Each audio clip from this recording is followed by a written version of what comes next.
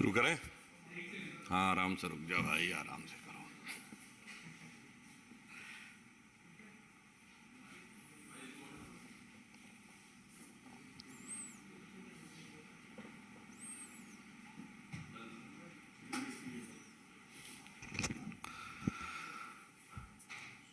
मित्रों, आप सभी जानते हैं कि आजकल चर्चा के केंद्र बिंदु में नई नई राष्ट्रीय पार्टी का दर्जा प्राप्त किए हुए भारत की राजनीति की सबसे नई नवेली, अजब अलबेली और अब एक पहेली बनती हुई पार्टी की राजकीय करामात सबके सामने है।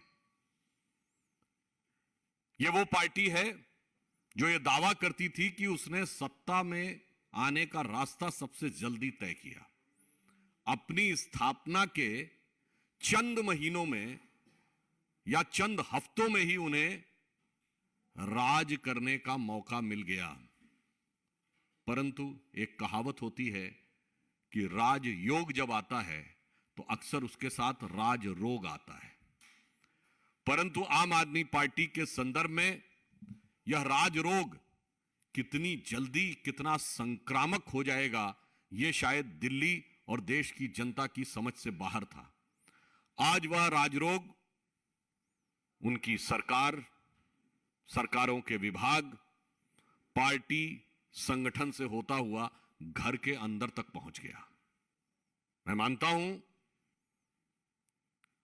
कि नई राजनीति के स्वघोषित अग्रदूत केजरीवाल जी, जो आज भारत की राजनीति के सबसे बड़े सवाल हैं, वो एक मामले में बधाई के पात्र हैं कि इतने कम कालखंड में उन्होंने वो स्तर प्राप्त कर लिया कि कभी हम लोग भिन्न भिन्न भ्रष्टाचार के आरोप की पार्टियों के नेताओं के बड़े बड़े घरों के बारे में सुनते थे, उत्तर से लेकर दक्षिण तक, और जिन नेताओं के बारे में वो कस्में खाते थे राजनीति में आने से पहले, आज ऐसा लगता है कि अब वो रफ्ता रफ्ता वो मेरी हस्ती का साया हो गए।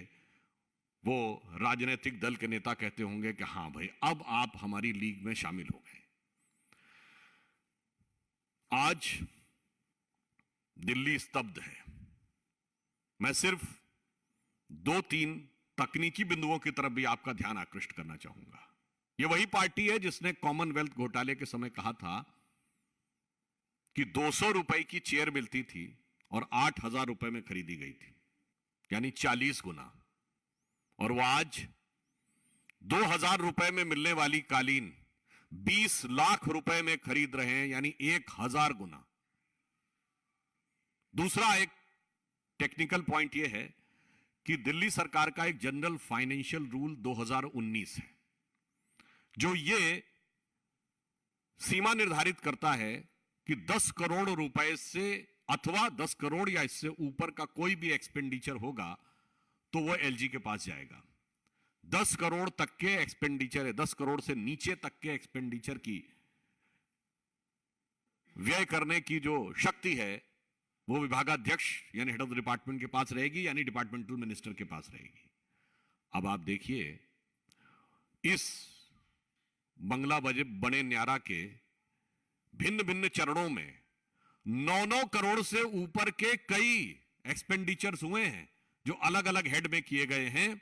मतलब 1 सितंबर सन 2020 को 8 करोड़ रुपए का, 22 जनवरी 2021 को 9.09 करोड़ रुपए का, 29 जून 2022 को 9.34 करोड़ रुपए का। यहां तक तो फिर भी कारीगरी समझ में आती है, मगर साहब इसमें एक एक्सपेंडिचर है for chief ministers camp office as residence. वो जानते हैं कितने का है? 9 करोड़ 99 लाख रुपए का। अब हम ये सवाल पूछना चाहते हैं कि 9 करोड़ 99 लाख रुपए के इतने सटीक कैलकुलेशन की क्षमता आपको कहां से हासिल हुई कि सीधे बिल्कुल उसी बॉर्डर लाइन पे रहे जहां आपको शायद टेंडर की भी जरूरत ना पड़े और अपने मन मुताबिक कर सके।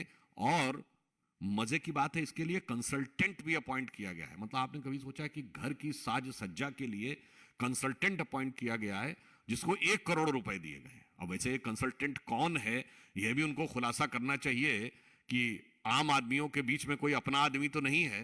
उस कंसल्टेंसी में। मगर आप सोचिए, मुझे लगता है उस कंसल्टेंट ने भी बड़ी मतलब दक्षता का परिचय दिया है कि 9,99,00,000 रुपए का उसने कैलकुलेशन करके बता दिया कि यह किया जा सकता है। यह साफ साफ आम आदमी पार्टी के भ्रष्टाचार के मुखौटे को बेनकाब करता। और मैं याद दिलाना चाहता हूं, ये वही पार्टी ने जो 20,000 रुपए की चाय पिलवाया करती थी। वो जानते हैं वो भी 20,000 रुपए क्यों था? उस समय यह नियम था कि 20,000 रुपए तक का कैश यदि कोई पार्टी को डोनेशन में देता है तो उसका नाम पता बताने की जरूरत नहीं है।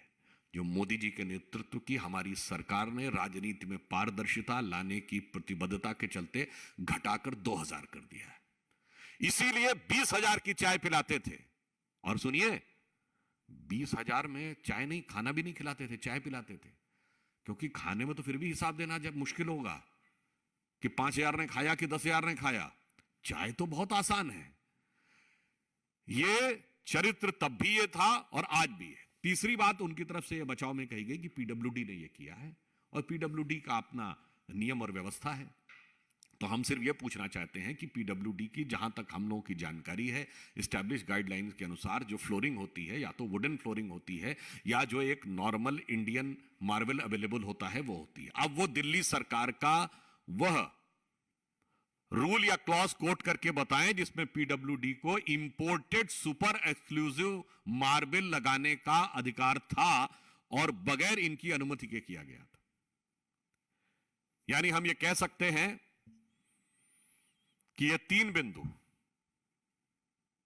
फाइनेंशियल रूल का पालन नहीं करना, 1,000 गुना कीमत की कालीन लेना, 1 करोड़ रुपए का कंसल्टेंट और 9,99,00,000 रुपए की कैलकुलेशन, इसका उन्हें जवाब देना चाहिए। मजाक में कभी कभी कहा जाता था ना, अरे साहब जब नवाब साहब का महल बनेगा ना तो अरे छोटा मोटा काम करने वाले भी लखपति हो जाएंगे। आज तो लगता है कि अगर 1 करोड़ का पर्दा है, करोड़ों की टाइल्स है, तो टाइल्स लगाने वाले भी करोड़पति हो गए, पर्दे वाले भी करोड़पति हो गए, पंखे भी लाखों के लग गए। ये मान्यवर, ये कौन सी हवा आपको लगी कि लाखों रुपए के पंखे की ही हवा आपको चाहिए थी? और ये कौन सा पर्दा था 1 करोड़ रुपए के? ये कौन से पर्दे को छुपाना चाहते थे?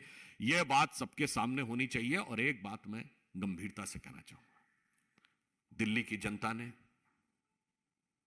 इनके द्वारा किए गए दावों को लेकर एक विश्वास किया। आज दिल्ली की जनता अपने को छला हुआ, ठगा हुआ महसूस कर रही है। मुझे लगता है कि इतने कम कालखंड में किसी पार्टी ने जिस प्रदेश से चुन के आए हो उसकी जनता के विश्वास पर इतना बड़ा आघात कभी नहीं किया होगा जो आम आदमी पार्टी और उनके नेता केजरीवाल जी के आवास को लेकर हुआ है। अब वो बातें आप सब जानते हैं कि जो इनका कमिटमेंट होता था अब सब चला गया है। अब टोपी भी गई है, मफलर भी गया है, पर उसके साथ साथ मुख का मुखौटा भी उतर गया है। तो मैं सिर्फ ये कहना चाहूंगा कि अब जिस तरीके से वो उनकी हकीकत जाहिर हो गई है इस मकान को लेकर, तो मुझे उसके ऊपर एक ही पंक्ति ध्यान आती है कि अब जो चेहरे से जाहिर है छुपाएं कैसे। अब जो चेहरे से जाहिर है छुपाएं कैसे। आपकी मर्जी के मुताबिक नजर आए कैसे। घर सजाने का तसव्वुर हुआ अब बात की बात, अब तो मुश्किल है कि घर की हकीकत को छुपाएं कैसे। धन्यवाद।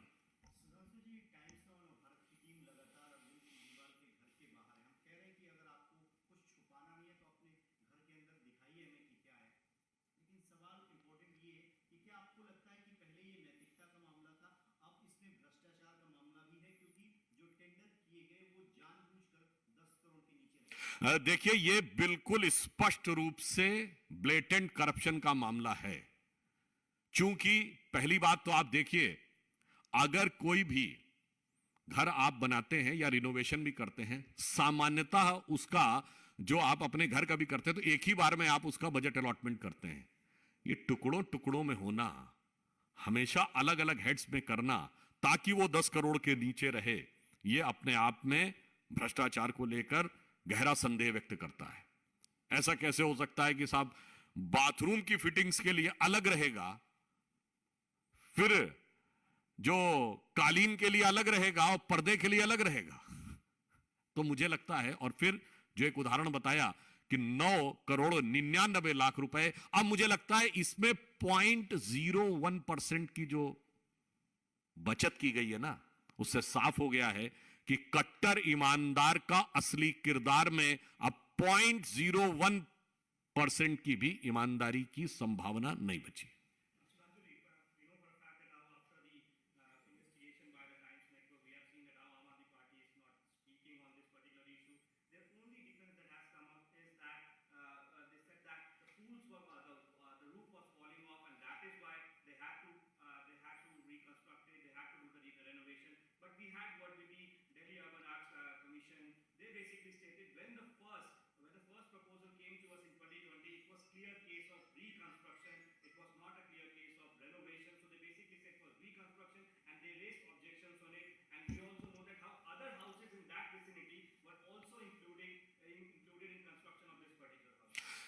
Actually, there are two things.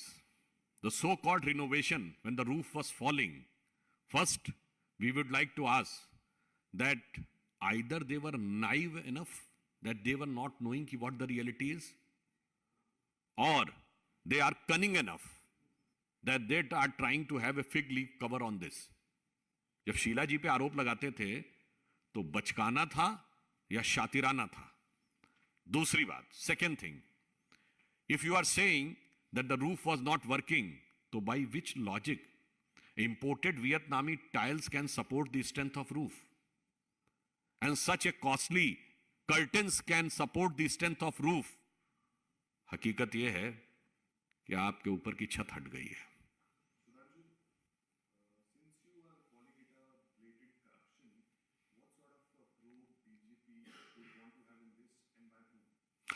Actually, first of all, it is a matter related to state government. Now, it is incumbent on the part of the self-proclaimed, self-styled champions of the chastity and probity in politics. What is their reaction? It is having three dimensions. Number one, it is a legal and technical aspect. Number two, it is political aspect. And third is a moral aspect.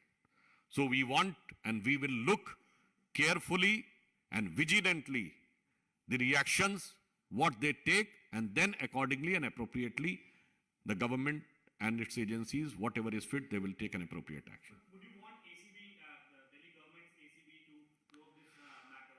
First, you are saying that the Aam Aadmi Party representatives are not speaking. So I think right now they are speechless.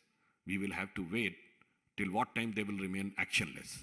Sudhanshu जी, एक और सवाल दिल्ली सरकार से ही जुड़ा हुआ है कि दिल्ली सरकार के अंतर्गत जल बोर्ड आता है और एक ऐतिहासिक मॉन्यूमेंट था जिसको तोड़कर दिल्ली जल बोर्ड के सीईओ ने अपना जो है वहां पर अपने रहने के लिए आवास बना लिया, जबकि आर्कियोलॉजिकल सर्वे ऑफ इंडिया ने इसको नोटिस दे रखा था प्रोटेक्ट करने।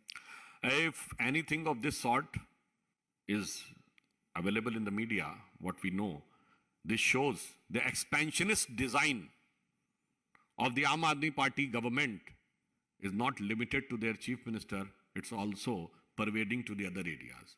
तो अपने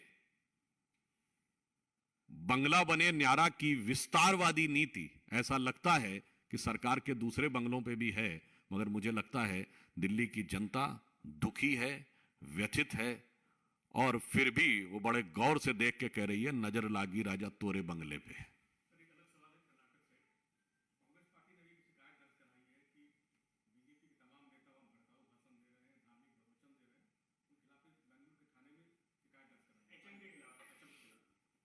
मजे की बात यह है कि वो ऐसे व्यक्ति को स्टार कैंपेनर बना के भेजते हैं और अपने माइनॉरिटी सेल का भी प्रमुख उसी को बनाते हैं, जिसने एक से एक बड़े बाहुबलियों, ये इमरान प्रतापगढ़ी जी की बात कर रहा हूं, जिन्होंने अतीक अहमद के शान में शेर पढ़ा, मुख्तार अंसारी के शान में शेर पढ़ा, शहाबुद्दीन के शान में शेर पढ़ा, औरंगजेब की कब्र पे जाकर फातिया पढ़ा और उसे रहमतुल्लाह अल सलेह कहा, ऐसे जहर बुझे लोगों को ले जाके आप कहते हैं कि हम माहौल बिगाड़ रहे हैं।